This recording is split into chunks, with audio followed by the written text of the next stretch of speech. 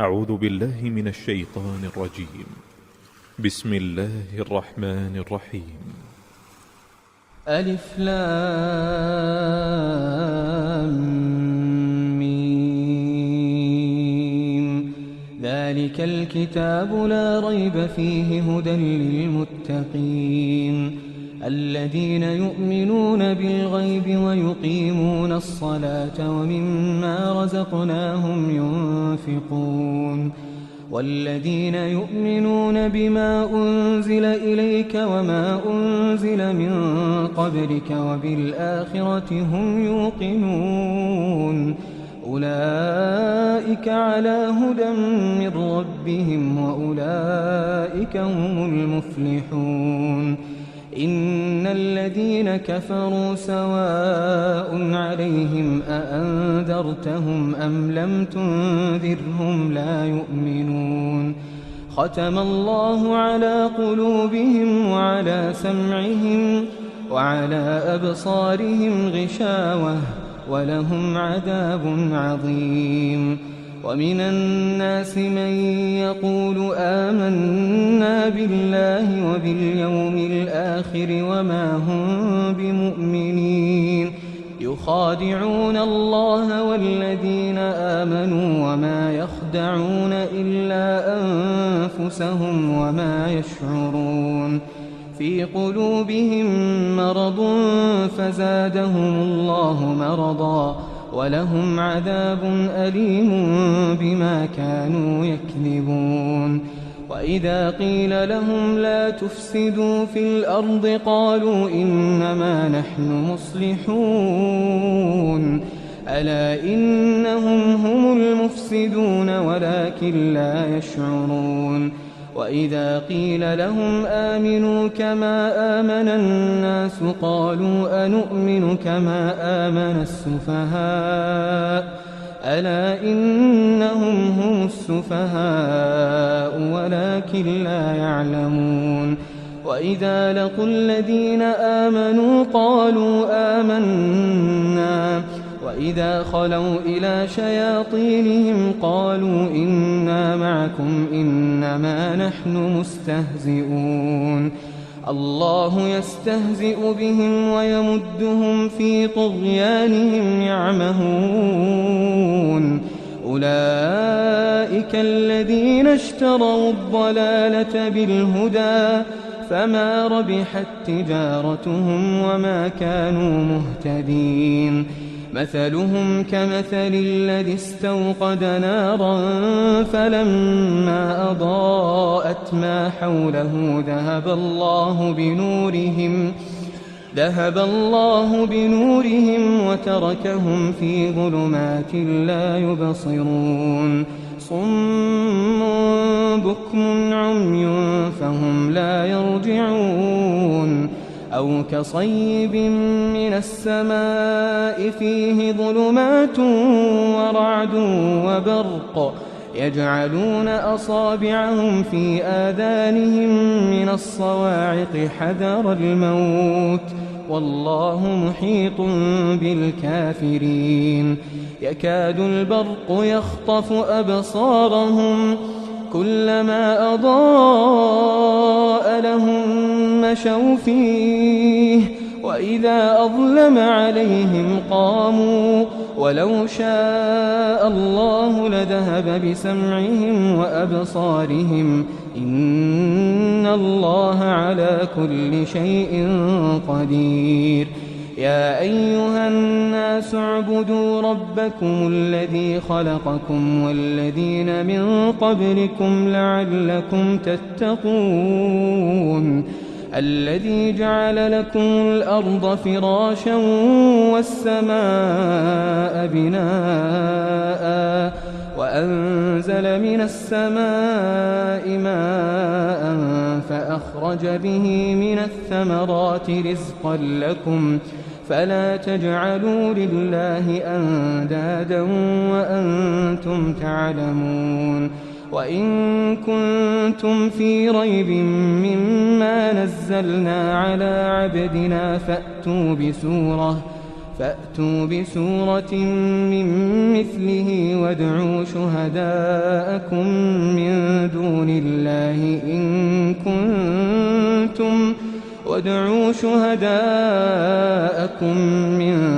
الله إن كنتم صادقين فإن لم تفعلوا ولن تفعلوا فاتقوا النار التي وقودها الناس والحجارة أعدت للكافرين وبشر الذين آمنوا وعملوا الصالحات أن لهم جنات تجري من تحتها الأنهار كلما رزقوا منها من ثمرة رزقا قالوا هذا الذي رزقنا من قبل وأتوا به متشابها ولهم فيها أزواج مطهرة وهم فيها خالدون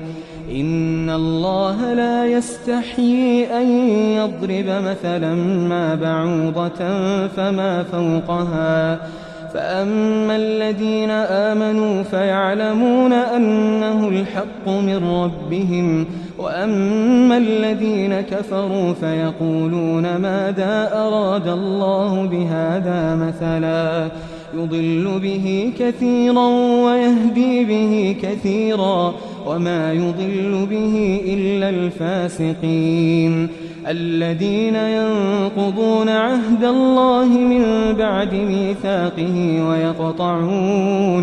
ويقطعون ما أمر الله به أن يوصل ويفسدون في الأرض أولئك هم الخاسرون كيف تكفرون بالله وكنتم أمواتا فأحياكم ثم يميتكم ثم يحييكم ثم إليه ترجعون هو الذي خلق لكم ما في الأرض جميعا ثم استوى إلى السماء فسواهن 7 سماوات وهو بكل شيء عليم وإذ قال ربك للملائكة إني جاعل في الأرض خليفة قالوا أتجعل فيها من يفسد فيها ويسفك الدماء ونحن نسبح بحمدك ونقدس لك قال إني أعلم ما لا تعلمون وعلم آدم الأسماء كلها ثم عرضهم على الملائكة فقال أنبئوني بأسماء هؤلاء إن كنتم صادقين قالوا سبحانك لا علم لنا إلا ما علمتنا إنك أنت العليم الحكيم قال يا آدم أنبئهم بأسمائهم فلما أنبأهم بأسمائهم قال ألم أقل لكم إني أعلم غيب السماوات والأرض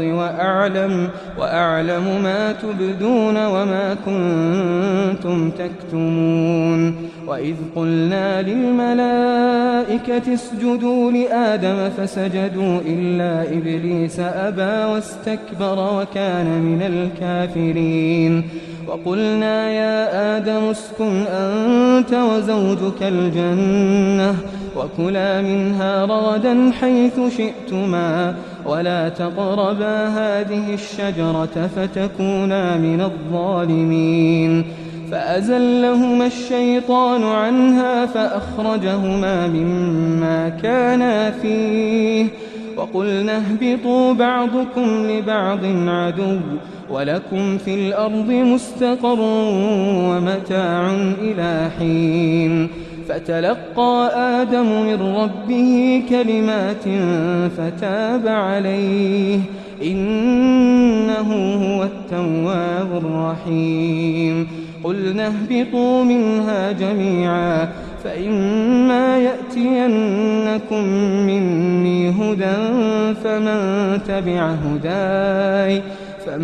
تبع هداي فلا خوف عليهم ولا هم يحزنون والذين كفروا وكذبوا بآياتنا أولئك أصحاب النار هم فيها خالدون يا بني إسرائيل اذكروا نعمتي التي أنعمت عليكم وأوفوا بعهدي أوف بعهدكم وإياي فارهبون وآمنوا بما أنزلت مصدقا لما معكم ولا تكونوا أول كافر به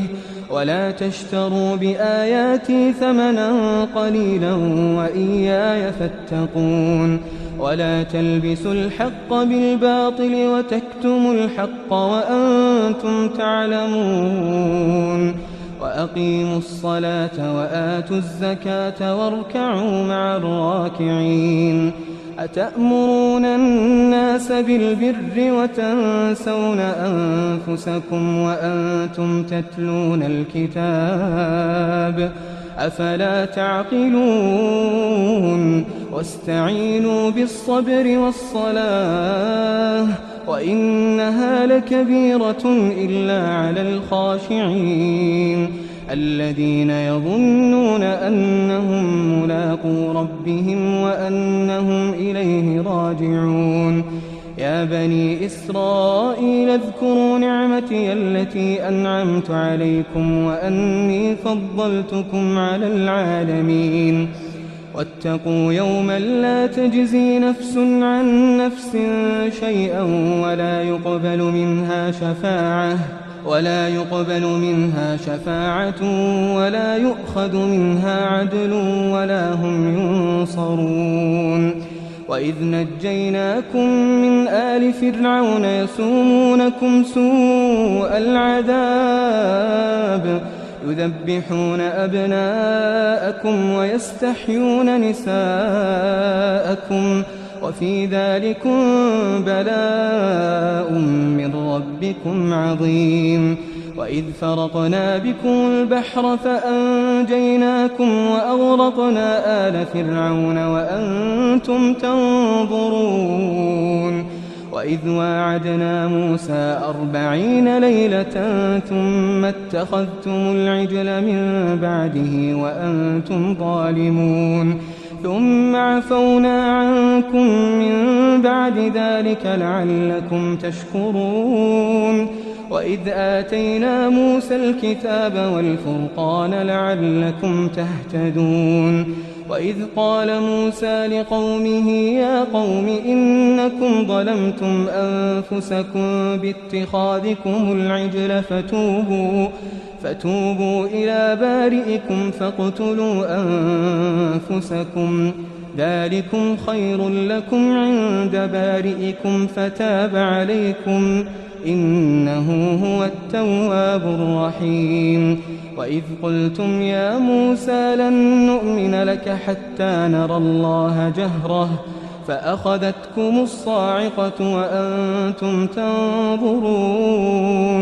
ثم بعثناكم من بعد موتكم لعلكم تشكرون وظللنا عليكم الغمام وأنزلنا عليكم المن والسلوى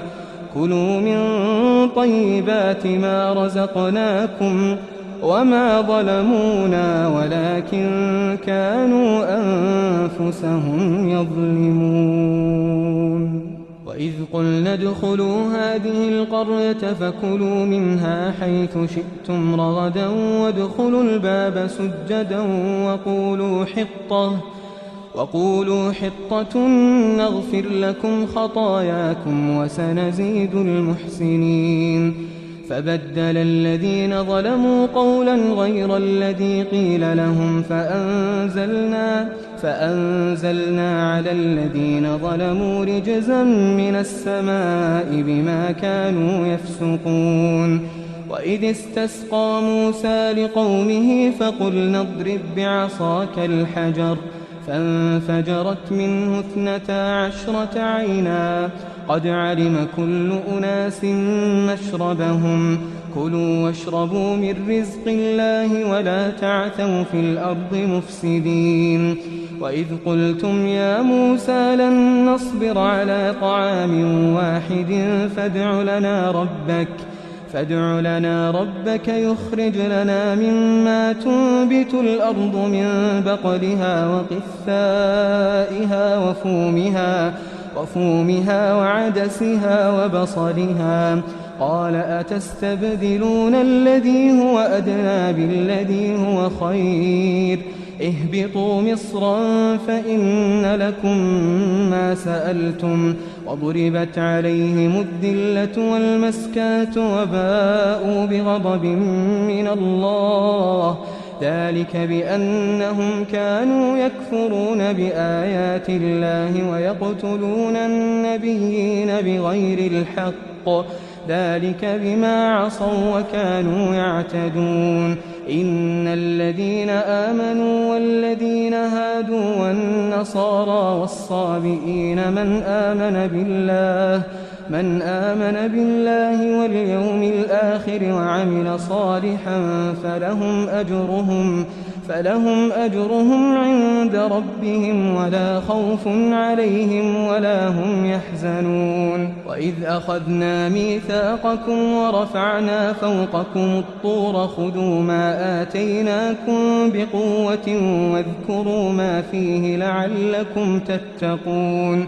ثم توليتم من بعد ذلك فلولا فضل الله عليكم ورحمته لكنتم من الخاسرين ولقد علمتم الذين اعتدوا منكم في السبت فقلنا لهم كونوا قردة خاسئين فجعلناها نكالا لما بين يديها وما خلفها وموعظة للمتقين وإذ قال موسى لقومه إن الله يأمركم أن تذبحوا بقرة قالوا أتتخذنا هزوا قال أعوذ بالله أن أكون من الجاهلين قالوا ادع لنا ربك يبين لنا ما هي قال إنه يقول إنها بقرة لا فارض ولا بكر عوان بين ذلك فافعلوا ما تؤمرون قالوا ادع لنا ربك يبين لنا ما لونها قال إنه يقول إنها بقرة صفراء فاقع لونها تسر الناظرين قالوا ادع لنا ربك يبين لنا ما هي إن البقرة شابه علينا وإنا إن شاء الله لمهتدون قال إنه يقول إنها بقرة لا ذلول تثير الأرض ولا تسقي الحرث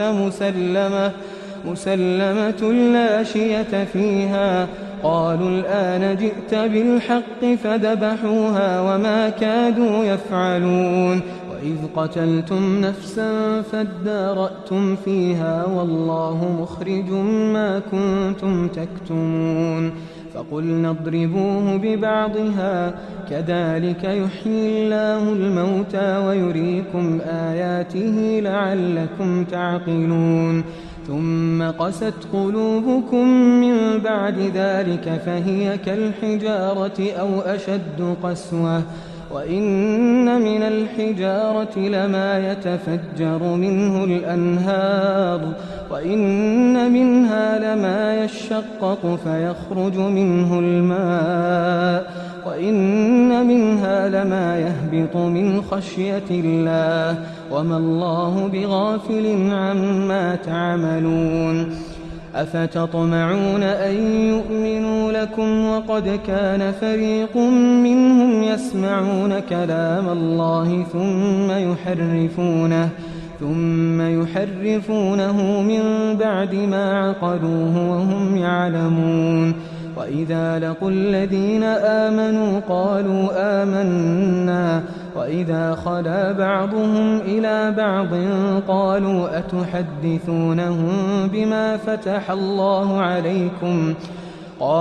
أتحدثونهم بما فتح الله عليكم ليحاجوكم به عند ربكم أفلا تعقلون أولا يعلمون أن الله يعلم ما يسرون وما يعلنون ومنهم أميون لا يعلمون الكتاب إلا أماني وإن هم إلا يظنون فويل للذين يكتبون الكتاب بأيديهم ثم يقولون هذا من عند الله ليشتروا به ثمنا قليلا فويل لهم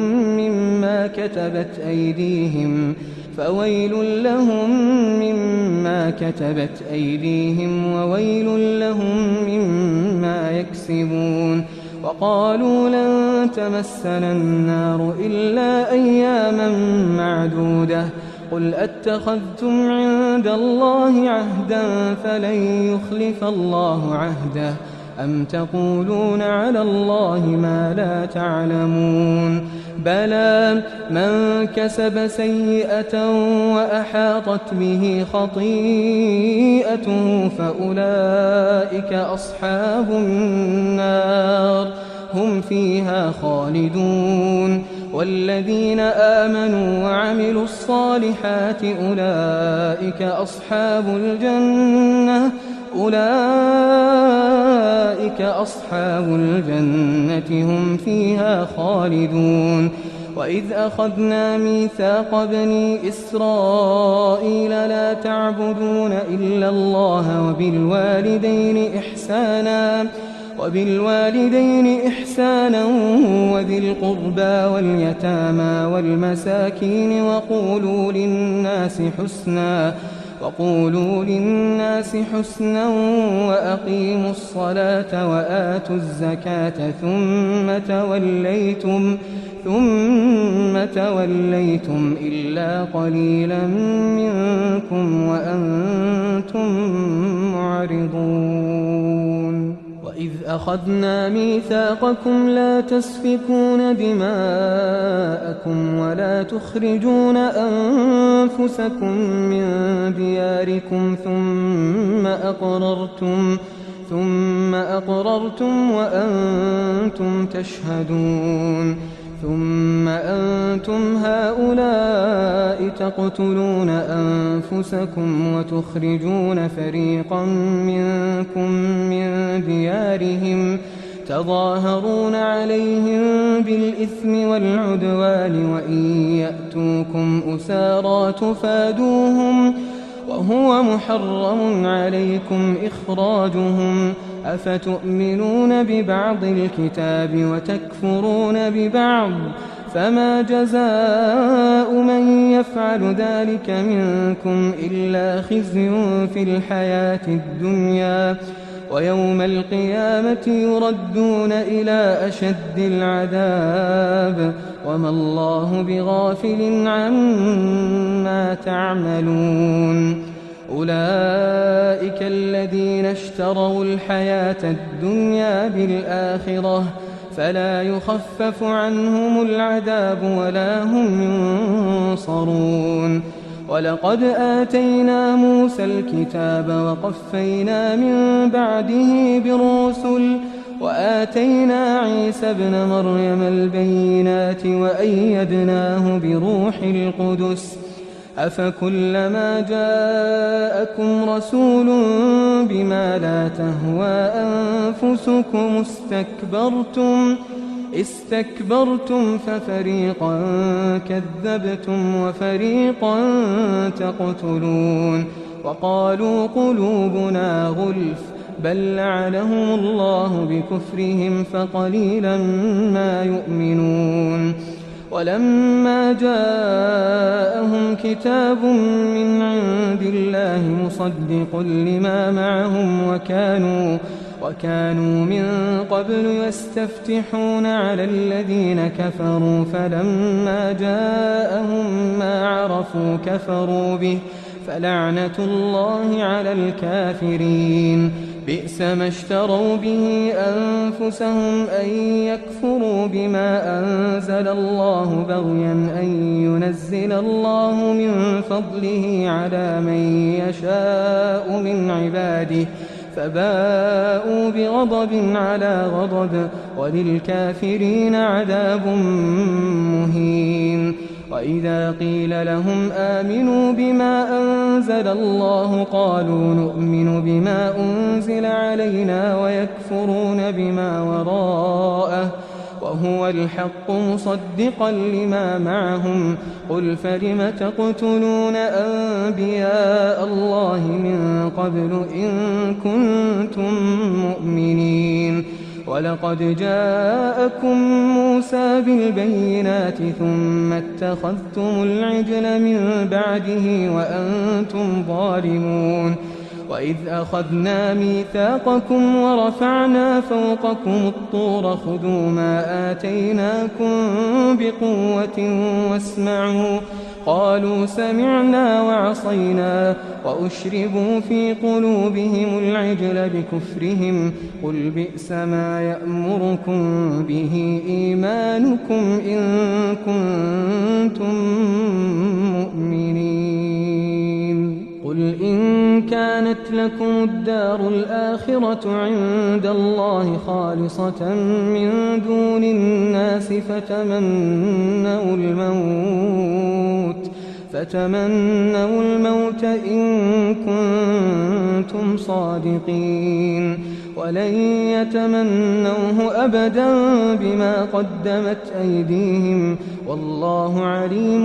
بالظالمين ولتجدنهم أحرص الناس على حياة ومن الذين أشركوا يود أحدهم لو يعمر 1000 سنة وما هو بمزحزحه من العذاب أن يعمر والله بصير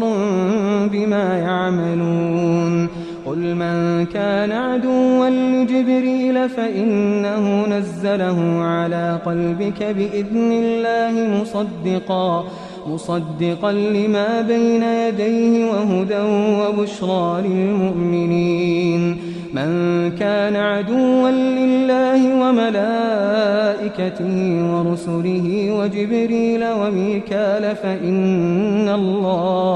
فإن الله عدو للكافرين ولقد أنزلنا إليك آيات بينات وما يكفر بها إلا الفاسقون أو كلما عاهدوا عهدا نبذه فريق منهم بل أكثرهم لا يؤمنون ولما جاءهم رسول من عند الله مصدق لما معهم نبذ فريق من الذين أوتوا الكتاب كتاب الله وراء ظهورهم كأنهم لا يعلمون واتبعوا ما تتلو الشياطين على ملك سليمان وما كفر سليمان ولكن الشياطين كفروا يعلمون الناس السحر وما أنزل على الملكين ببابل هاروت وماروت وما يعلمان من أحد حتى يقولا إنما نحن فتنة فلا تكفر فيتعلمون منهما ما يفرقون به بين المرء وزوجه وما هم بضارين به من أحد إلا بإذن الله ويتعلمون ما يضرهم ولا ينفعهم ولقد علموا لمن اشتراه ما له في الآخرة من خلاق ولبئس ما شروا به أنفسهم لو كانوا يعلمون ولو أنهم آمنوا واتقوا لمثوبة من عند الله خير لو كانوا يعلمون. يا أيها الذين آمنوا لا تقولوا راعنا وقولوا انظرنا واسمعوا وللكافرين عذاب أليم. ما يود الذين كفروا من أهل الكتاب ولا المشركين أن ينزل عليكم من خير من ربكم والله يختص برحمته من يشاء والله ذو الفضل العظيم. ما ننسخ من آية أو ننسها نأت بخير منها أو مثلها. ألم تعلم أن الله على كل شيء قدير. ألم تعلم أن الله له ملك السماوات والأرض وما لكم من دون الله من ولي ولا نصير. أم تريدون أن تسألوا رسولكم كما سئل موسى من قبل ومن يتبدل الكفر بالإيمان فقد ضل سواء السبيل. ود كثير من أهل الكتاب لو يردونكم من بعد إيمانكم كفارا حسدا من عند أنفسهم من بعد ما تبين لهم الحق. فاعفوا واصفحوا حتى يأتي الله بأمره إن الله على كل شيء قدير. وأقيموا الصلاة وآتوا الزكاة وما تقدموا لأنفسكم من خير تجدوه عند الله إن الله بما تعملون بصير. وقالوا لن يدخل الجنة إلا من كان هودا أو نصارى تلك أمانيهم قل هاتوا برهانكم إن كنتم صادقين. بلى من أسلم وجهه لله وهو محسن فله أجره عند ربه ولا خوف عليهم ولا هم يحزنون. وقالت اليهود ليست النصارى على شيء وقالت النصارى ليست اليهود على شيء وهم يتلون الكتاب. كذلك قال الذين لا يعلمون مثل قولهم فالله يحكم بينهم يوم القيامة فيما كانوا فيه يختلفون. ومن أظلم ممن منع مساجد الله أن يذكر فيها اسمه وسعى في خرابها أولئك ما كان لهم أن يدخلوها إلا خائفين لهم في الدنيا خزي ولهم في الآخرة عذاب عظيم. ولله المشرق والمغرب فأينما تولوا فثم وجه الله إن الله واسع عليم. وقالوا اتخذ الله ولدا سبحانه بل له ما في السماوات والأرض كل له قانتون. بديع السماوات والأرض وإذا قضى أمرا فإنما يقول له كن فيكون. وقال الذين لا يعلمون لولا يكلمنا الله أو تأتينا آية كذلك قال الذين من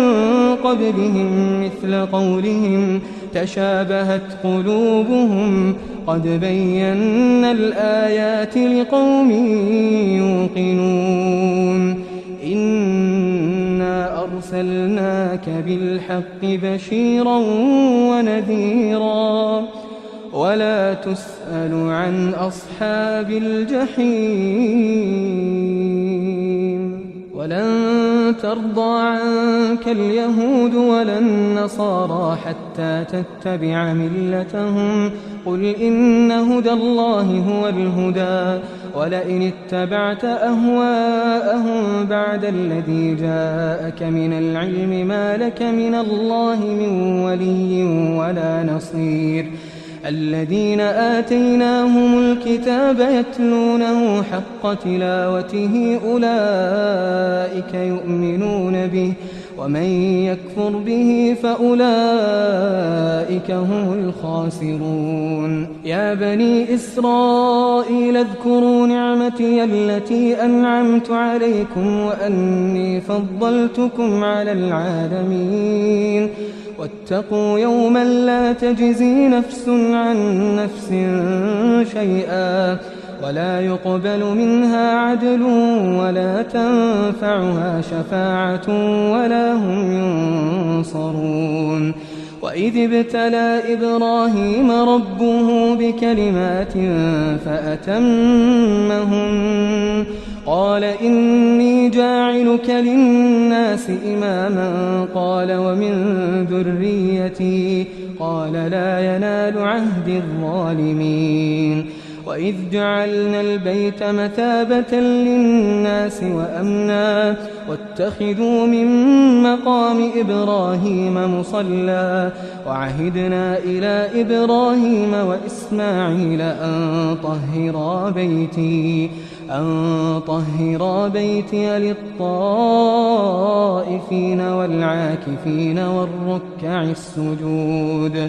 وإذ قال إبراهيم رب اجعل هذا بلدا آمنا وارزق أهله من الثمرات من آمن منهم بالله واليوم الآخر قال ومن كفر فأمتعه قليلا ثم أضطره إلى عذاب النار وبئس المصير وإذ يرفع إبراهيم القواعد من البيت وإسماعيل ربنا تقبل منا إنك أنت السميع العليم ربنا واجعلنا مسلمين لك ومن ذريتنا أمة مسلمة لك وأرنا مناسكنا وتب علينا إنك أنت التواب الرحيم ربنا وابعث فيهم رسولا منهم يتلو عليهم آياتك ويعلمهم الكتاب والحكمة ويزكيهم إنك أنت العزيز الحكيم ومن يرغب عن ملة إبراهيم إلا من سفه نفسه ولقد اصطفيناه في الدنيا وإنه في الآخرة لمن الصالحين إذ قال له ربه أسلم قال أسلمت لرب العالمين ووصى بها إبراهيم بنيه ويعقوب يا بني إن الله اصطفى لكم الدين فلا تموتن إلا وأنتم مسلمون أم كنتم شهداء إذ حضر يعقوب الموت إذ قال لبنيه ما تعبدون من بعدي قالوا نعبد إلهك وإله آبائك إبراهيم وإسماعيل وإسحاق إلها واحدا ونحن له مسلمون تلك أمة قد خلت لها ما كسبت ولكم ما كسبتم ولا تسألون عما كانوا يعملون وقالوا كونوا هودا أو نصارى تهتدوا قل بل ملة إبراهيم حنيفا وما كان من المشركين قولوا آمنا بالله وما أنزل إلينا وما أنزل إلى إبراهيم وما أنزل إلى إبراهيم وإسماعيل وإسحاق ويعقوب والأسباط وما أوتي موسى وعيسى وما أوتي النبيون من ربهم لا نفرق بين أحد منهم ونحن له مسلمون فإن آمنوا بمثل ما آمنتم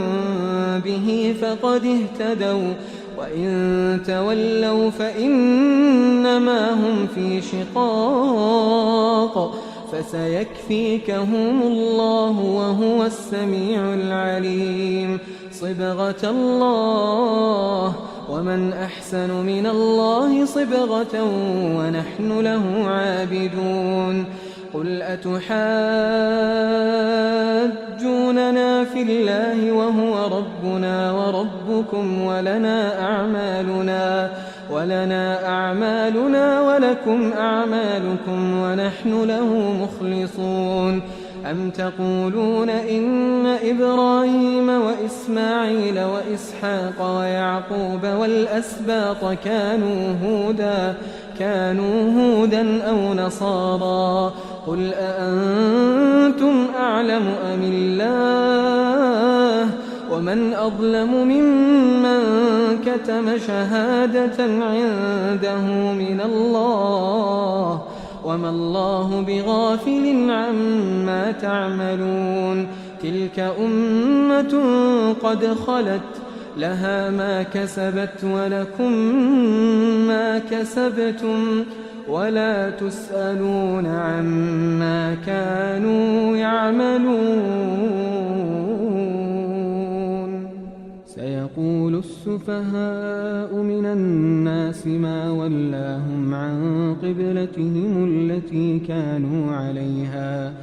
قل لله المشرق والمغرب يهدي من يشاء إلى صراط مستقيم وكذلك جعلناكم أمة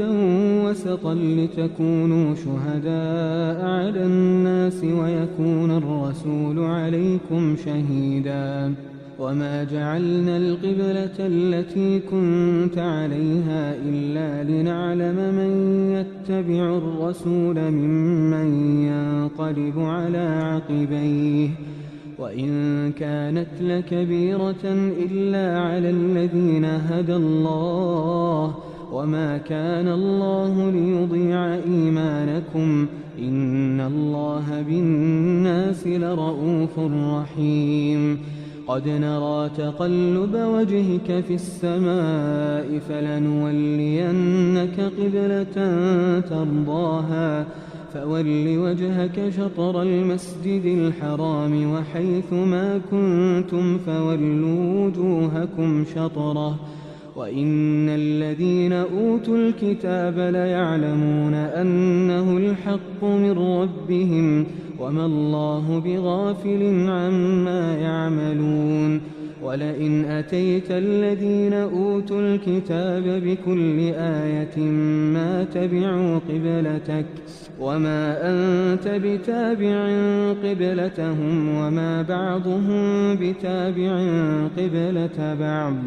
ولئن اتبعت أهواءهم من بعد ما جاءك من العلم إنك إذا لمن الظالمين الذين آتيناهم الكتاب يعرفونه كما يعرفون أبناءهم وإن فريقا منهم ليكتمون الحق وهم يعلمون الحق من ربك فلا تكونن من الممترين ولكل وجهة هو موليها فاستبقوا الخيرات أينما تكونوا يأت بكم الله جميعا إن الله على كل شيء قدير ومن حيث خرجت فول وجهك شطر المسجد الحرام وإنه للحق من ربك وما الله بغافل عما تعملون ومن حيث خرجت فول وجهك شطر المسجد الحرام وحيث ما كنتم فولوا وجوهكم شطره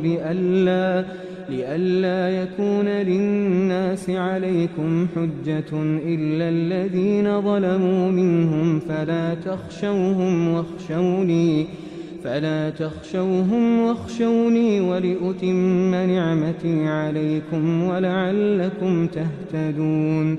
كما أرسلنا فيكم رسولا منكم يتلو عليكم آياتنا ويزكيكم ويعلمكم الكتاب والحكمة ويعلمكم ما لم تكونوا تعلمون فاذكروني أذكركم واشكروا لي ولا تكفرون يا أيها الذين آمنوا استعينوا بالصبر والصلاة إن الله مع الصابرين ولا تقولوا لمن يقتل في سبيل الله أموات بل أحياء ولكن لا تشعرون ولنبلونكم بشيء من الخوف والجوع ونقص من الأموال والأنفس والثمرات وبشر الصابرين الذين إذا أصابتهم مصيبة قالوا إنا لله وإنا إليه راجعون أولئك عليهم صلوات من ربهم ورحمة وأولئك هم المهتدون إن الصفا والمروة من شعائر الله فمن حج البيت أو اعتمر فلا جناح عليه أن يطوف بهما ومن تطوع خيرا فإن الله شاكر عليم إن الذين يكتمون ما أنزلنا من البينات والهدى من بعد ما بيناه للناس في الكتاب أولئك يلعنهم الله ويلعنهم اللاعنون إلا الذين تابوا وأصلحوا وبينوا فأولئك أتوب عليهم وأنا التواب الرحيم إن الذين كفروا وماتوا وهم كفار أولئك عليهم لعنة الله والملائكة والناس أجمعين خالدين فيها لا يخفف عنهم العذاب ولا هم ينظرون وإلهكم إله واحد لا إله إلا هو الرحمن الرحيم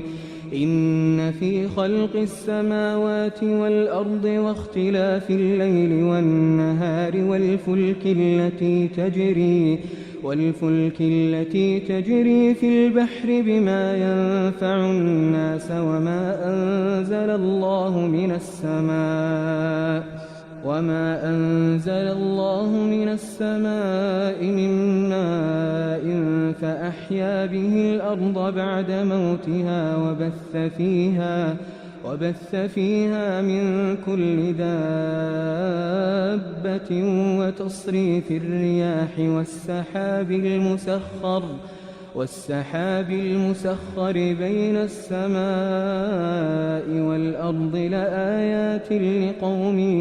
يعقلون ومن الناس من يتخذ من دون الله أندادا يحبونهم كحب الله والذين آمنوا أشد حبا لله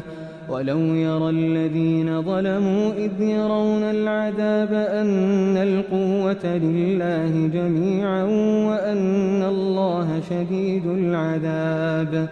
إذ تبرأ الذين اتبعوا من الذين اتبعوا ورأوا العذاب وتقطعت بهم الأسباب وقال الذين اتبعوا لو أن لنا كرة فنتبرأ منهم كما تبرؤوا منا كذلك يريهم الله أعمالهم حسرات عليهم وما هم بخارجين من النار. يا أيها الناس كلوا مما في الأرض حلالا طيبا ولا تتبعوا خطوات الشيطان إنه لكم عدو مبين. إنما يأمركم بالسوء والفحشاء وأن تقولوا على الله ما لا تعلمون. وإذا قيل لهم اتبعوا ما أنزل الله قالوا بل نتبع ما ألفينا عليه آباءنا أولو كان آباؤهم لا يعقلون شيئا ولا يهتدون. ومثل الذين كفروا كمثل الذي ينعق بما لا يسمع إلا دعاء ونداء صم بكم عمي فهم لا يعقلون. يا أيها الذين آمنوا كلوا من طيبات ما رزقناكم واشكروا لله إن كنتم إياه تعبدون.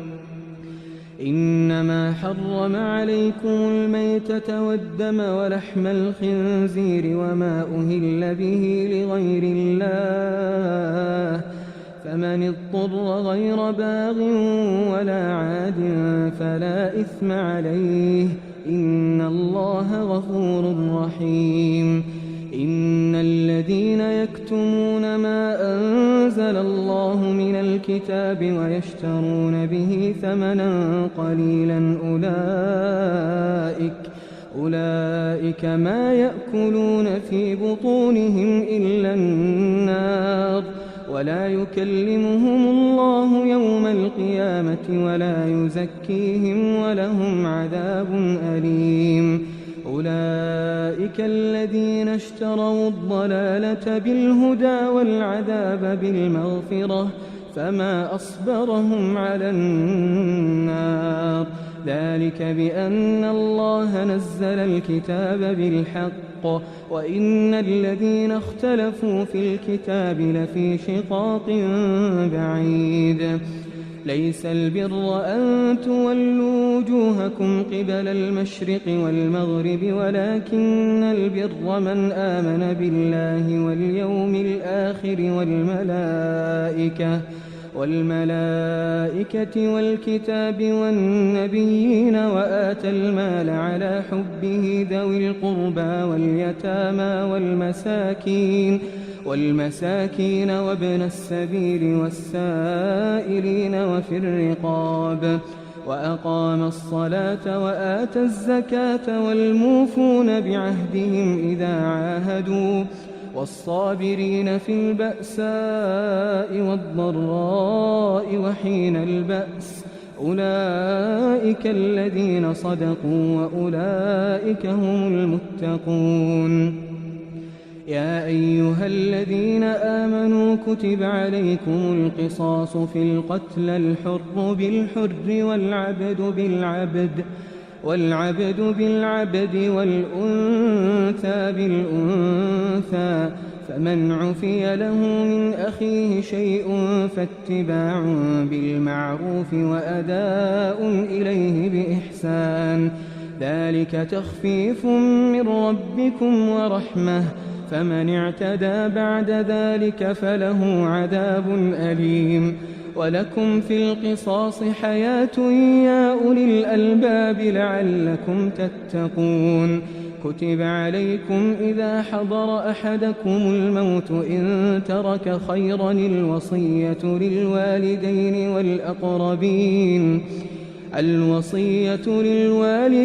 والأقربين بالمعروف حقا على المتقين. فمن بدله بعدما سمعه فإنما إثمه على الذين يبدلونه إن الله سميع عليم.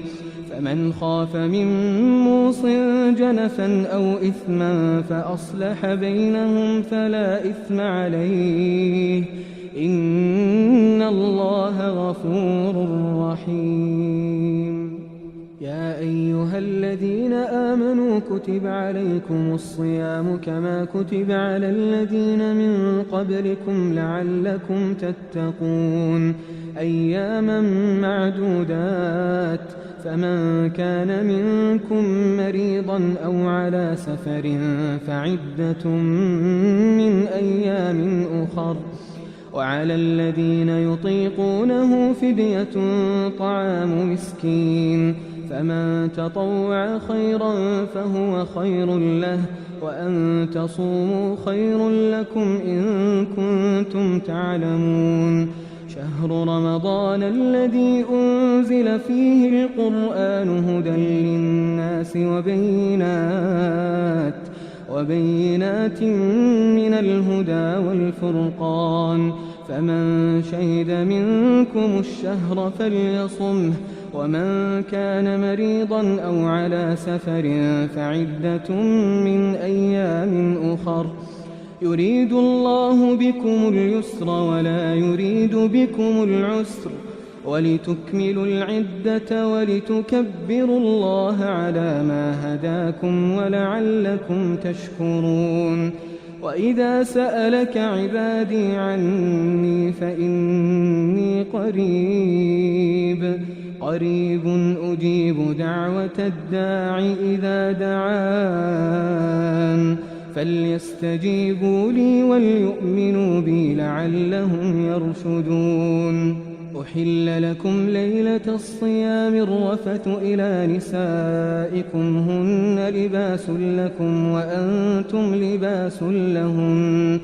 علم الله أنكم كنتم تختانون أنفسكم فتاب عليكم وعفى عنكم فالآن باشروهن وابتغوا ما كتب الله لكم وكلوا واشربوا حتى يتبين لكم الخيط الأبيض من الخيط الأسود من الفجر ثم أتموا الصيام إلى الليل ولا تباشروهن وأنتم عاكفون في المساجد تلك حدود الله فلا تقربوها كذلك يبين الله آياته للناس لعلهم يتقون. ولا تأكلوا أموالكم بينكم بالباطل وتدلوا بها إلى الحكام لتأكلوا فريقا من أموال الناس بالإثم وأنتم تعلمون. يسألونك عن الأهلة قل هي مواقيت للناس والحج وليس البر بأن تأتوا البيوت من ظهورها ولكن البر من اتقى وأتوا البيوت من أبوابها واتقوا الله لعلكم تفلحون. وقاتلوا في سبيل الله الذين يقاتلونكم ولا تعتدوا إن الله لا يحب المعتدين. وَاقْتُلُوهُمْ حَيْثُ ثَقِفْتُمُوهُمْ وَأَخْرِجُوهُمْ مِنْ حَيْثُ أَخْرَجُوكُمْ وَالْفِتْنَةُ أَشَدُّ مِنَ الْقَتْلِ وَلَا تُقَاتِلُوهُمْ عِندَ الْمَسْجِدِ الْحَرَامِ حَتَّى يُقَاتِلُوكُمْ فِيهِ فَإِنْ قَاتَلُوكُمْ فَاقْتُلُوهُمْ كَذَلِكَ جَزَاءُ الْكَافِرِينَ. فإن انتهوا فإن الله غفور رحيم. وقاتلوهم حتى لا تكون فتنة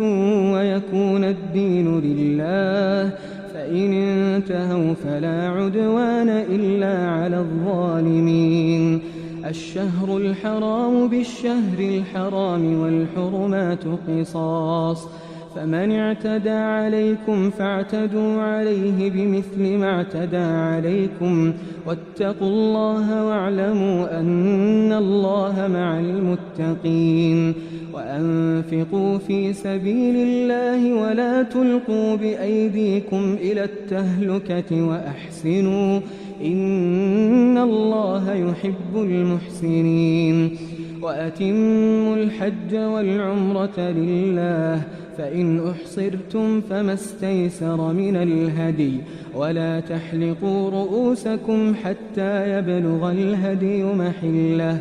فمن كان منكم مريضا أو به أذى من رأسه ففدية من صيام أو صدقة أو نسك، فإذا أمنتم فمن تمتع بالعمرة إلى الحج فما استيسر من الهدي، فمن لم يجد فصيام 3 أيام في الحج و7 إذا رجعتم، تلك 10 كاملة، ذلك لمن لم يكن أهله حاضر المسجد الحرام. واتقوا الله واعلموا أن الله شديد العقاب. الحج أشهر معلومات، فمن فرض فيهن الحج فلا رفث ولا فسوق ولا جدال في الحج، وما تفعلوا من خير يعلمه الله، وتزودوا فإن خير الزاد التقوى، واتقون يا أولي الألباب. ليس عليكم جناح أن تبتغوا فضلا من ربكم، فإذا أفضتم من عرفات فاذكروا الله عند المشعر الحرام، واذكروه كما هداكم وإن كنتم من قبله لمن الضالين. ثم أفيضوا من حيث أفاض الناس واستغفروا الله، إن الله غفور رحيم. فإذا قضيتم مناسككم فاذكروا الله كذكركم آباءكم أو أشد ذكرا. فمن الناس من يقول ربنا آتنا في الدنيا وما له في الآخرة من خلاق، ومنهم من يقول ربنا آتنا في الدنيا حسنة وفي الآخرة حسنة وقنا عذاب النار. أولئك لهم نصيب مما كسبوا والله سريع الحساب. واذكروا الله في أيام معدودات، فمن تعجل في يومين فلا إثم عليه، ومن تأخر فلا إثم عليه لمن اتقى. واتقوا الله واعلموا أنكم إليه تحشرون. ومن الناس من يعجبك قوله في الحياة الدنيا ويشهد الله على ما في قلبه وهو ألد الخصام، وإذا تولى سعى في الأرض ليفسد فيها ويهلك الحرث والنسل، والله لا يحب الفساد. وإذا قيل له اتق الله أخذته العزة بالإثم فحسبه جهنم ولبئس المهاد. ومن الناس من يشري نفسه ابتغاء مرضات الله والله رؤوف بالعباد. يا أيها الذين آمنوا ادخلوا في السلم كافة ولا تتبعوا خطوات الشيطان إنه لكم عدو مبين. فإن زللتم من بعد ما جاءتكم البينات فاعلموا أن الله عزيز حكيم. هل ينظرون إلا أن يأتيهم الله في ظلل من الغمام والملائكة وقضي الأمر وإلى الله ترجع الأمور. سل بني إسرائيل كم آتيناهم من آية بينة ومن يبدل نعمة الله من بعد ما جاءته فإن الله شديد العقاب. زين للذين كفروا الحياة الدنيا ويسخرون من الذين آمنوا والذين اتقوا فوقهم يوم القيامة والله يرزق من يشاء بغير حساب. كان الناس أمة واحدة فبعث الله النبيين مبشرين ومنذرين وأنزل معهم الكتاب بالحق ليحكم بين الناس فيما اختلفوا فيه وما اختلف فيه إلا الذين أوتوه من بعد ما جاءتهم البينات بغيا بينهم فهدى الله الذين آمنوا لما اختلفوا فيه من الحق بإذنه والله يهدي من يشاء إلى صراط مستقيم. أم حسبتم أن تدخلوا الجنة ولما يأتكم مثل الذين خلوا من قبلكم مستهم البأساء والضراء وزلزلوا حتى يقول الرسول والذين آمنوا معه متى نصر الله ألا إن نصر الله قريب. يسألونك ماذا ينفقون قل ما أنفقتم من خير فللوالدين والأقربين واليتامى والمساكين وابن السبيل وما تفعلوا من خير فإن الله به عليم. كتب عليكم القتال وهو كره لكم وعسى أن تكرهوا شيئا وهو خير لكم وعسى أن تحبوا شيئا وهو شر لكم والله يعلم وأنتم لا تعلمون. يسألونك عن الشهر الحرام قتال فيه قل قتال فيه كبير وصد عن سبيل الله وكفر به والمسجد الحرام وإخراج أهله منه أكبر عند الله والفتنة أكبر من القتل ولا يزالون يقاتلونكم حتى يردوكم عن دينكم إن استطاعوا ومن يرتدد منكم عن دينه فيمت وهو كافر فأولئك حبطت أعمالهم في الدنيا والآخرة وأولئك أصحاب النار هم فيها خالدون. إن الذين آمنوا والذين هاجروا وجاهدوا في سبيل الله أولئك يرجون رحمة الله والله غفور رحيم. يسألونك عن الخمر والميسر قل فيهما إثم كبير ومنافع للناس وإثمهما أكبر من نفعهما ويسألونك ماذا ينفقون قل العفو كذلك يبين الله لكم الآيات لعلكم تتفكرون في الدنيا والآخرة. ويسألونك عن اليتامى قل إصلاح لهم خير وإن تخالطوهم فإخوانكم والله يعلم المفسد من المصلح ولو شاء الله لأعنتكم إن الله عزيز حكيم. ولا تنكحوا المشركات حتى يؤمنوا ولأمة مؤمنة خير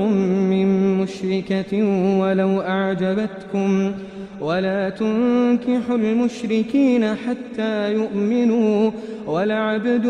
مؤمن خير من مشرك ولو أعجبكم أولئك يدعون إلى النار والله يدعو إلى الجنة والمغفرة بإذنه ويبين آياته للناس لعلهم يتذكرون. ويسألونك عن المحيض قل هو أذى فاعتزلوا النساء في المحيض ولا تقربوهن حتى يطهرن فإذا تطهرن فأتوهن من حيث أمركم الله إن الله يحب التوابين ويحب المتطهرين. نساؤكم حرث لكم فأتوا حرثكم أنى شئتم وقدموا لأنفسكم واتقوا الله واعلموا أنكم ملاقوه وبشر المؤمنين. ولا تجعلوا الله عرضة لأيمانكم أن تبروا وتتقوا وتصلحوا بين الناس والله سميع عليم. لا يؤاخذكم الله باللغو في أيمانكم ولكن يؤاخذكم بما كسبت قلوبكم والله غفور حليم. للذين يؤلون من نسائهم تربص 4 أشهر فإن فاءوا فإن الله غفور رحيم. وإن عزموا الطلاق فإن الله سميع عليم. والمطلقات يتربصن بأنفسهن 3 قروء ولا يحل لهن أن يكتمن ما خلق الله في أرحامهن إن كن يؤمن بالله واليوم الآخر وبعولتهن أحق بردهن في ذلك إن أرادوا إصلاحا ولهن مثل الذي عليهن بالمعروف وللرجال عليهن درجة والله عزيز حكيم. الطلاق 2 مرتان فإمساك بمعروف أو تسريح بإحسان. ولا يحل لكم أن تأخذوا مما آتيتموهن شيئا إلا أن يخافا ألا يقيما حدود الله فإن خفتم ألا يقيما حدود الله فلا جناح عليهما فيما افتدت به تلك حدود الله فلا تعتدوها ومن يتعد حدود الله فأولئك هم الظالمون. فإن طلقها فلا تحل له من بعد حتى تنكح زوجا غيره فإن طلقها فلا جناح عليهما أن يتراجعا إن ظنا أن يقيما حدود الله وتلك حدود الله يبينها لقوم يعلمون. وإذا طلقتم النساء فبلغن أجلهن فأمسكوهن بمعروف أو سرحوهن بمعروف ولا تمسكوهن ضرارا لتعتدوا ومن يفعل ذلك فقد ظلم نفسه. ولا تتخذوا آيات الله هزوا واذكروا نعمة الله عليكم وما أنزل عليكم من الكتاب والحكمة يعظكم به واتقوا الله واعلموا أن الله بكل شيء عليم. وإذا طلقتم النساء فبلغن أجلهن فلا تعضلوهن أن ينكحن أزواجهن إذا تراضوا بينهم بالمعروف ذلك يوعظ به من كان منكم يؤمن بالله واليوم الآخر ذلكم أزكى لكم وأطهر والله يعلم وأنتم لا تعلمون. والوالدات يرضعن أولادهن حولين كاملين لمن أراد أن يتم الرضاعة وعلى المولود له رزقهن وكسوتهن بالمعروف لا تكلف نفس إلا وسعها لا تضار والدة بولدها ولا مولود له بولده وعلى الوارث مثل ذلك فإن أرادا فصالا عن تراض منهما وتشاور فلا جناح عليهما وإن أردتم أن تسترضعوا أولادكم فلا جناح عليكم إذا سلمتم ما آتيتم بالمعروف واتقوا الله واعلموا أن الله بما تعملون بصير. والذين يتوفون منكم ويذرون أزواجا يتربصن بأنفسهن 4 أشهر وعشرا فإذا بلغن أجلهن فلا جناح عليكم فيما فعلن في أنفسهن بالمعروف والله بما تعملون خبير. ولا جناح عليكم فيما عرضتم به من خطبة النساء أو أكننتم في أنفسكم علم الله أنكم ستذكرونهن ولكن لا تواعدوهن سرا إلا أن تقولوا قولا معروفا ولا تعزموا عقدة النكاح حتى يبلغ الكتاب أجله واعلموا أن الله يعلم ما في أنفسكم فاحذروه واعلموا أن الله غفور حليم. لا جناح عليكم إن طلقتم النساء ما لم تمسوهن أو تفرضوا لهن فريضة ومتعوهن على الموسع قدره وعلى المقتر قدره متاعا بالمعروف حقا على المحسنين. وإن طلقتموهن من قبل أن تمسوهن وقد فرضتم لهن فريضة فنصف ما فرضتم إلا أن يعفون أو يعفو الذي بيده عقدة النكاح وأن تعفوا أقرب للتقوى ولا تنسوا الفضل بينكم إن الله بما تعملون بصير. حافظوا على الصلوات والصلاة الوسطى وقوموا لله قانتين. فإن خفتم فرجالا أو ركبانا فإذا أمنتم فاذكروا الله كما علمكم ما لم تكونوا تعلمون. والذين يتوفون منكم ويذرون أزواجا وصية لأزواجهم متاعا إلى الحول غير إخراج فإن خرجن فلا جناح عليكم فيما فعلن في أنفسهن من معروف والله عزيز حكيم. وللمطلقات متاع بالمعروف حقا على المتقين كذلك يبين الله لكم آياته لعلكم تعقلون. ألم تر إلى الذين خرجوا من ديارهم وهم ألوف حذر الموت فقال لهم الله موتوا ثم أحياهم إن الله لذو فضل على الناس ولكن أكثر الناس لا يشكرون. وقاتلوا في سبيل الله واعلموا أن الله سميع عليم. من ذا الذي يقرض الله قرضا حسنا فيضاعفه له أضعافا كثيرة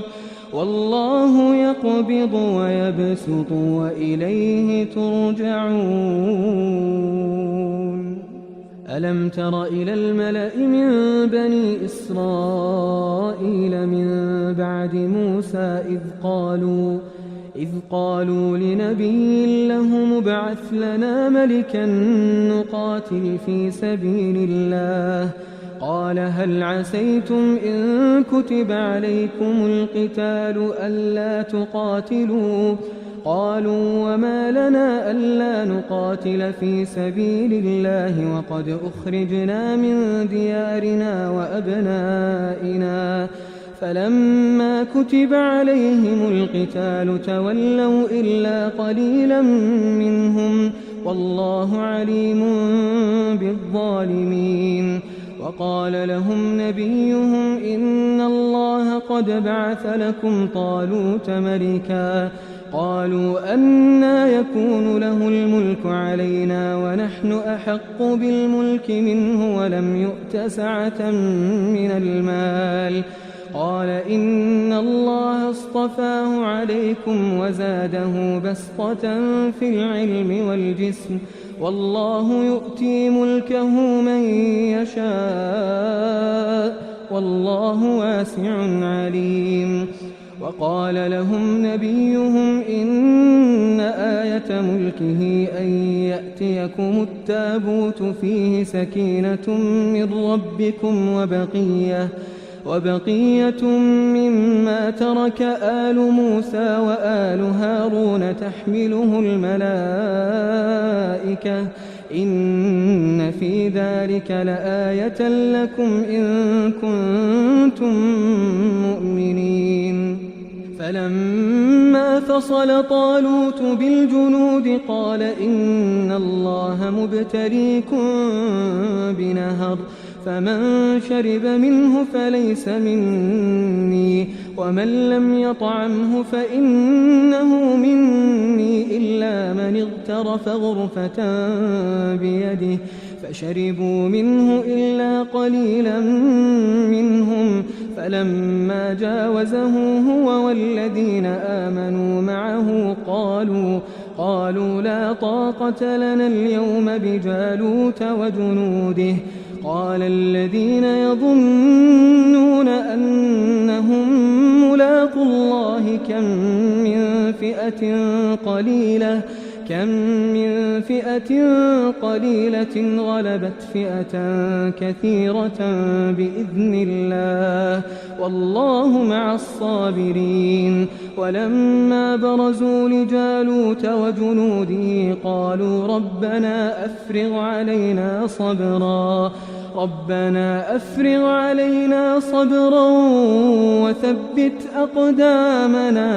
وثبت أقدامنا وانصرنا على القوم الكافرين فهزموهم بإذن الله وقتل داود جالوت وآتاه الله الملك والحكمة وعلمه مما يشاء ولولا دفع الله الناس بعضهم ببعض لفسدت الأرض ولكن الله ذو فضل على العالمين تلك آيات الله نتلوها عليك بالحق وإنك لمن المرسلين تلك الرسل فضلنا بعضهم على بعض منهم من كلم الله ورفع بعضهم درجات وآتينا عيسى ابن مريم البينات وأيدناه بروح القدس ولو شاء الله ما اقتتل الذين من بعدهم من بعد ما جاءتهم البينات ولكن اختلفوا فمنهم من آمن ومنهم من كفر ولو شاء الله ما اقتتلوا ولكن الله يفعل ما يريد يا أيها الذين آمنوا أنفقوا مما رزقناكم من قبل أن يأتي يوم لا بيع فيه ولا خلة ولا شفاعة والكافرون هم الظالمون الله لا إله إلا هو الحي القيوم لا تأخذه سنة ولا نوم له ما في السماوات وما في الأرض. من ذا الذي يشفع عنده إلا بإذنه يعلم ما بين أيديهم وما خلفهم ولا يحيطون بشيء من علمه إلا بما شاء. وسع كرسيه السماوات والأرض ولا يؤوده حفظهما وهو العلي العظيم. لا إكراه في الدين قد تبين الرشد من الغي. فمن يكفر بالطاغوت ويؤمن بالله فقد استمسك بالعروة الوثقى لا انفصام لها والله سميع عليم. الله ولي الذين آمنوا يخرجهم من الظلمات إلى النور والذين كفروا أولياؤهم الطاغوت يخرجونهم من النور إلى الظلمات أولئك أصحاب النار هم فيها خالدون. ألم تر إلى الذي حاج إبراهيم في ربه أن آتاه الله الملك إذ قال إبراهيم ربي الذي يحيي ويميت قال أنا أحيي وأميت. قال إبراهيم فإن الله يأتي بالشمس من المشرق فأت بها من المغرب فبهت الذي كفر والله لا يهدي القوم الظالمين. أو كالذي مر على قرية وهي خاوية على عروشها قال أنى يحيي هذه الله بعد موتها فأماته الله 100 عام ثم بعثه قال كم لبثت قال لبثت يوما أو بعض يوم قال بل لبثت 100 عام فانظر إلى طعامك وشرابك لم يتسنه وانظر إلى حمارك ولنجعلك آية للناس وانظر إلى العظام كيف ننشزها ثم نكسوها لحما فلما تبين له قال أعلم أن الله على كل شيء قدير. وإذ قال إبراهيم رب أرني كيف تحيي الموتى قال أولم تؤمن قال بلى ولكن ليطمئن قلبي قال فخذ 4 من الطير فصرهن إليك ثم اجعل على كل جبل منهن جزءا ثم ادعهن يأتينك سعيا واعلم أن الله عزيز حكيم. مثل الذين ينفقون أموالهم في سبيل الله كمثل حبة أنبتت 7 سنابل في كل سنبلة 100 حبة والله يضاعف لمن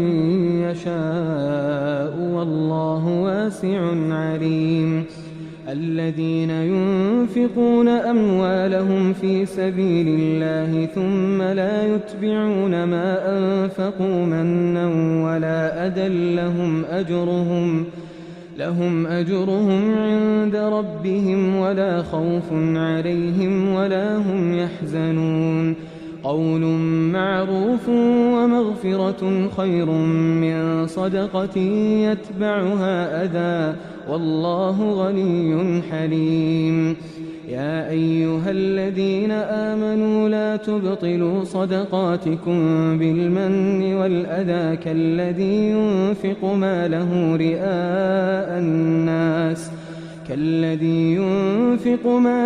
رئاء الناس ولا يؤمن بالله واليوم الآخر فمثله كمثل صفوان عليه تراب فأصابه وابل فتركه صلدا لا يقدرون على شيء مما كسبوا والله لا يهدي القوم الكافرين ومثل الذين ينفقون أموالهم ابتغاء مرضات الله وتثبيتا من أنفسهم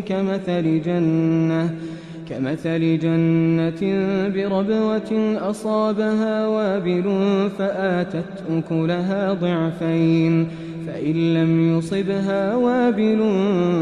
فطل والله بما تعملون بصير أيود أحدكم أن تكون له جنة من نخيل وأعناب تجري من تحتها الأنهار له فيها من كل الثمرات وأصابه الكبر وله ذرية ضعفاء فأصابها إعصار فيه نار فاحترقت كذلك يبين الله لكم الآيات لعلكم تتفكرون يا أيها الذين آمنوا أنفقوا من طيبات ما كسبتم ومما أخرجنا لكم من الأرض ولا تيمموا الخبيث منه تنفقون ولستم بآخذيه إلا أن تغمضوا فيه واعلموا أن الله غني حميد الشيطان يعدكم الفقر ويأمركم بالفحشاء والله يعدكم مغفرة منه وفضلا والله واسع عليم يؤتي الحكمة من يشاء ومن يؤت الحكمة فقد أوتي خيرا كثيرا وما يذكر إلا أولو الألباب وما أنفقتم من نفقة أو نذرتم من نذر فإن الله يعلمه وما للظالمين من أنصار إن تبدوا الصدقات فنعما هي وإن تخفوها وتؤتوها الفقراء فهو خير لكم ويكفر عنكم من سيئاتكم والله بما تعملون خبير ليس عليك هداهم ولكن الله يهدي من يشاء وما تنفقوا من خير فلأنفسكم وما تنفقون إلا ابتغاء وجه الله وما تنفقوا من خير يوفى إليكم وأنتم لا تظلمون للفقراء الذين أحصروا في سبيل الله لا يستطيعون ضربا في الأرض يحسبهم الجاهل أغنياء من التعفف تعرفهم بسيماهم لا يسألون الناس إلحافا وما تنفقوا من خير فإن الله به عليم الذين ينفقون أموالهم بالليل والنهار سرا وعلانية فلهم أجرهم عند ربهم ولا خوف عليهم ولا هم يحزنون الذين يأكلون الربا لا يقومون إلا كما يقوم الذي يتخبطه الشيطان من المس ذلك بأنهم قالوا إنما البيع مثل الربا وأحل الله البيع وحرم الربا فمن جاءه موعظة من ربه فانتهى فله ما سلف وأمره إلى الله ومن عاد فأولئك أصحاب النار هم فيها خالدون يمحق الله الربا ويربي الصدقات والله لا يحب كل كفار أثيم. إن الذين آمنوا وعملوا الصالحات وأقاموا الصلاة وآتوا الزكاة لهم أجرهم عند ربهم ولا خوف عليهم ولا هم يحزنون. يا أيها الذين آمنوا اتقوا الله وذروا ما بقي من الربا إن كنتم مؤمنين، فإن لم تفعلوا فأذنوا بحرب من الله ورسوله، وإن تبتم فلكم رؤوس أموالكم لا تظلمون ولا تظلمون. وإن كان ذو عسرة فنظرة إلى ميسرة، وأن تصدقوا خير لكم إن كنتم تعلمون. واتقوا يوما ترجعون فيه إلى الله ثم توفى كل نفس ما كسبت وهم لا يظلمون. يا أيها الذين آمنوا إذا تداينتم بدين إلى أجل مسمى فاكتبوه، وليكتب بينكم كاتب بالعدل، ولا يأب كاتب أن يكتب كما علمه الله، فليكتب وليملل الذي عليه الحق وليتق الله ربه ولا يبخس منه شيئا، فإن كان الذي عليه الحق سفيها أو ضعيفا أو لا يستطيع أن يمل هو فليملل وليه بالعدل، واستشهدوا شهيدين من رجالكم، فإن لم يكونا رجلين فرجل وامرأتان ممن ترضون من الشهداء أن تضل إحداهما فتذكر إحداهما الأخرى، ولا يأبى الشهداء إذا ما دعوا، ولا تسأموا أن تكتبوه صغيرا أو كبيرا إلى أجله، ذلكم أقسط عند الله وأقوم للشهادة وأدنى ألا ترتابوا، إلا أن تكون تجارة حاضرة تديرونها بينكم فليس عليكم جناح ألا تكتبوها، وأشهدوا إذا تبايعتم، ولا يضار كاتب ولا شهيد، وإن تفعلوا فإنه فسوق بكم، واتقوا الله ويعلمكم الله، والله بكل شيء عليم. وإن كنتم على سفر ولم تجدوا كاتبا فرهان مقبوضة، فإن أمن بعضكم بعضا فليؤدي الذي اؤتمن أمانته وليتق الله ربه ولا تكتموا الشهادة، ومن يكتمها فإنه آثم قلبه، والله بما تعملون عليم. لله ما في السماوات وما في الأرض، وإن تبدوا ما في أنفسكم أو تخفوه يحاسبكم به الله، فيغفر لمن يشاء ويعذب من يشاء، والله على كل شيء قدير. آمن الرسول بما أنزل إليه من ربه والمؤمنون كل آمن بالله وملائكته وكتبه ورسله لا نفرق بين أحد من رسله، وقالوا سمعنا وأطعنا غفرانك ربنا وإليك المصير. لا يكلف الله نفسا إلا وسعها، لها ما كسبت وعليها ما اكتسبت. ربنا لا تؤاخذنا إن نسينا أو أخطأنا ربنا ولا تحمل علينا إصرا كما حملته على الذين من قبلنا ربنا ولا تحملنا ما لا طاقة لنا به واعف عنا واغفر لنا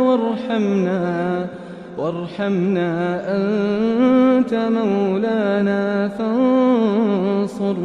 على القوم الكافرين.